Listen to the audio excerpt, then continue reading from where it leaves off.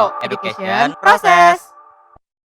Halo semuanya, selamat siang. Kali ini kita kedatangan tamu yang menurut aku sih paling kece nih seangkatan 2022 ini. Yaitu kita kedatangan sama Regi, seniman surrealis favorit aku deh. Halo Regi. Halo guys, perkenalkan nama saya Regi dari 12 TKP 2. Oke, salam kenal juga ya Regi. Salam kenal juga. Meskipun gak salam kenal amat ya, karena kita udah dari kelas 10 Dari barengan, kelas 10 sekelas terus nih. Aku juga kaget kenapa belum bosen gitu ya. Iya. Dan selama 3 tahun kita sekelas bareng ini, aku ngelihat karya-karyanya Regi itu yang paling unik daripada karya teman-teman sekelas kita yang lain. Karena mereka lebih fokusnya ke mural dan street art gitu kan ya. Sedangkan Iya sih, Regi ini beda sendiri, ngambilnya surrealisme. Nah, pertama sebelum kita masuk ke surrealisme, aku penasaran. Kenapa Regi milih 14? Mulai dari 14 ya. Jadi pertamanya itu kan lulus SMP tuh agak tertarik gitu kan sama seni rupa. Terus masuk ke 9, pertama percobaannya itu kan. Terus akhirnya tuh gak keterima di 9. Jadi masuk ke 14 kayak gitu sih. Oh, gak usah nangis.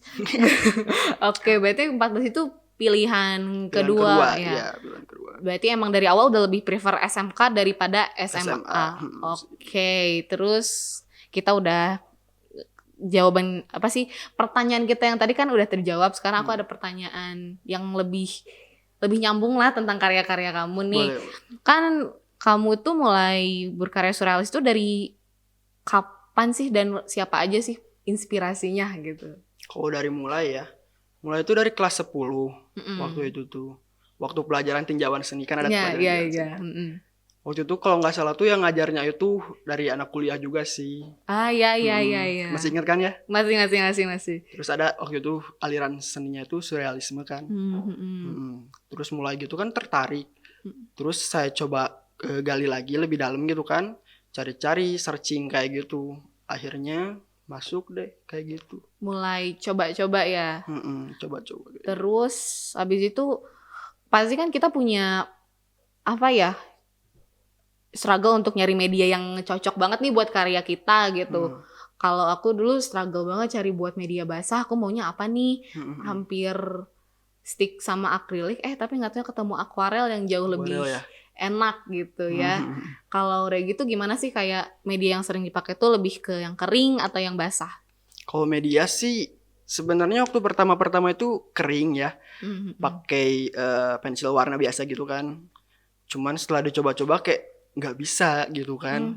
Akhirnya coba pakai akrilik dan masuknya itu ke akrilik gitu. Coba didalemin ya keterusan, jadi enaknya pakai akrilik aja sih gitu. Awalnya coba-coba malah keterusan. Sama sih aku juga gitu sih, awalnya kan bosen banget sama akuarel, nggak taunya setelah lama-lama diulik seru juga ya. Iya sih.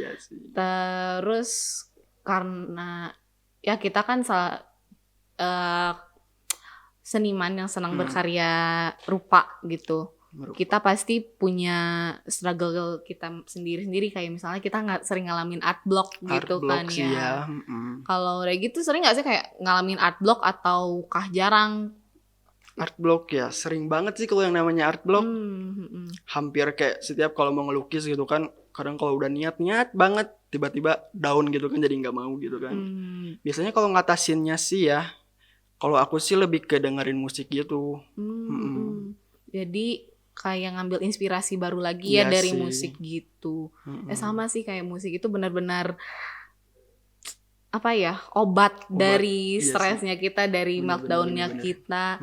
Dan kadang-kadang aku juga sambil dengerin musik, aku sambil ngeliatin Pinterest. Kayak misalnya sekarang tuh lagi senang banget sama kubisme. Jadi aku sering lihat seniman kubisme yang dari luar tuh kayak gini ya ternyata karyanya, sedangkan dari lokal tuh kayak gini ya. Dan aku penasaran nih, Regi punya nggak sih kayak patokan senimannya, atau kayak ini panutan aku nih?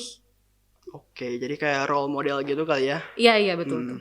Kalau inspirasi misalnya dari dalam negeri dulu kali ya? Oke, siap. Dari dalam negeri tuh ada seniman pop surrealis kayak gitu. Namanya itu Robby Dwianto. Jadi dia tuh lebih ngelukis kayak anak kecil, cuman temanya tuh kayak kanibalisme gitu sih. Vulgar ya. Iya, Oke. masuknya kayak gitu sih. Berarti kalau teman-teman senang banget ya sama karya-karya vulgar dan mulai pengen mencoba surrealisme, mungkin bisa dicek karya-karya beliau di... Beliau punya sosial media atau Ada sosial Oke, media. berarti cek Boleh dicek ya sosial medianya di Ripanism. Di situ ada. Kita ngomongin. Oh iya, aduh. Oke. Sorry. Masih terlalu terhanyutkan oleh karya sendiri Iya. gitu ya. Agak salah gitu ya. Gak apa-apa. Jadi Dari beliau itu punya sosial media nggak sih atau sudah tidak berkarya lagi gitu? ada sosial medianya, boleh dicek ya sama kalian. Namanya Dwi Antorobi. Oke, berarti silakan dicek ya kalau yang penasaran sama gimana bentuk karyanya.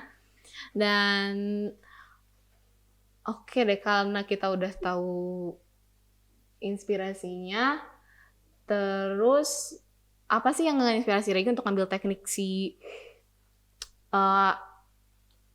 basah ini, kayak pakai media basah itu siapa? Apakah dari beliau juga kah atau dorongan dari diri sendiri gitu? Kalau untuk teknik basah ya, sebenarnya ada juga inspirasi yang lain gitu kan. Gak dari satu orang aja. Ada juga perupa dari dalam negeri juga sama. Namanya itu Naufal ya kalau nggak salah. Cuman agak lupa gitu apa. Dari karya-karyanya itu dari mulai teknik arsirnya atau misalnya lukisnya itu kayak bagus banget gitu. Jadi lebih ke situ sih. Oke, baik, inspirasi dari beliau ya. Dan aku penasaran juga nih, kapan sih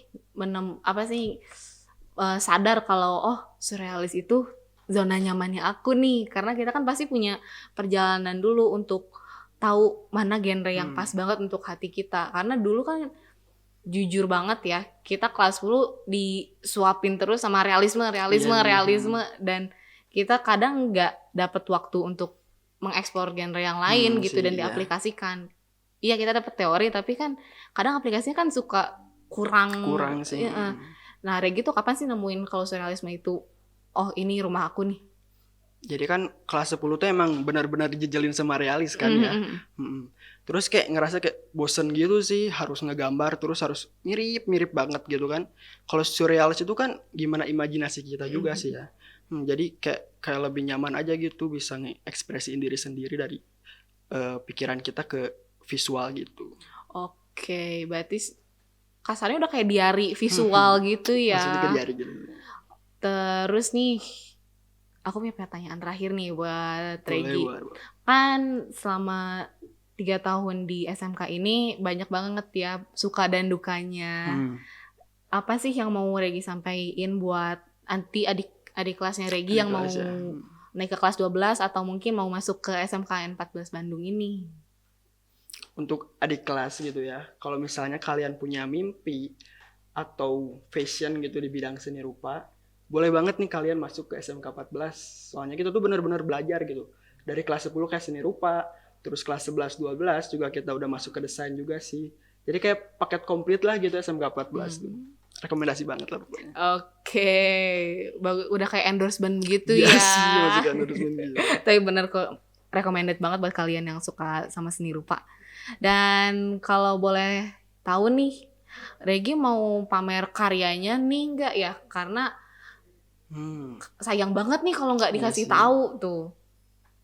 Kalau pamer ya, boleh dicek juga dari Instagram saya gitu ya, ada. Namanya Ripanism, boleh dicek di sebelah sana. Terus ada juga nih karya-karya Regi yang dipajang di podcast hari ini. Nah ini semua karya-karya Regi. Dan ini ngebuktiin kalau misalnya Regi tuh gak cuma bisa surrealis aja, dia bisa bikin karikatur sekeren ini gitu. Bisa aja. Dan art print ini juga bisa kalian dapetin di Instagramnya @pro di @pro14_. Dan ya, makasih banyak banget ya Regi udah mau ngobrol-ngobrol bareng aku hari ini. Aku ngerasa terinspirasi aja gitu dari omongan-omongan kamu tentang cara kamu berkarya, cara ngatasin semua struggle kamu, dan juga inspirasi-inspirasi kamu itu juga terus menginspirasi aku juga. Terima kasih banyak temanku yang Sama-sama, paling makasih juga, kreatif. Kay. Dan terima kasih juga untuk teman-teman yang udah nyaksiin Desain di episode kali ini. Aku pengen sekali lagi ingin bilang terima kasih. Aku sangat menghargai kalian dan semoga kita bertemu di episode selanjutnya. Dadah. Dadah guys.